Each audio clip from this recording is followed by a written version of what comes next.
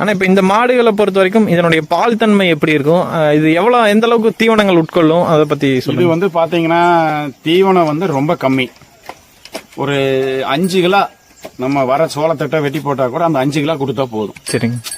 ஒரு பாத்தீங்கன்னா 4 கத்த சோளத்தட்டு, அதுக்கு மேல அது சாப்பிடாது. கண்டிப்பாங்க.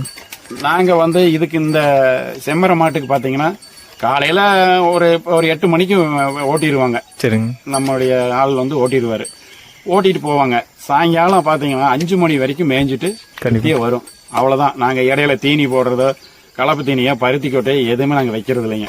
இயற்கையா அது அங்க என்ன இருக்குதோ அதை சாப்பிட்டு இங்க வரும். நம்ம ஃபாரஸ்ட்ல போய் மேய்ஞ்சு வர மாடுகளை மட்டும் பல தலை தீனிகளை சாப்பிடுற போது அந்த பால்ல நிறைய நோய் எதிர்ப்பு சக்தி கம்பல்சரி இருக்கு. 1 லிட்டர் பால் பாத்தீங்கன்னா இது பெரிய ஒரு அமிர்தம் மாதிரி. அதாவது பாலோ தயிரோ பாத்தீங்கன்னா திக்கா இருக்கும்.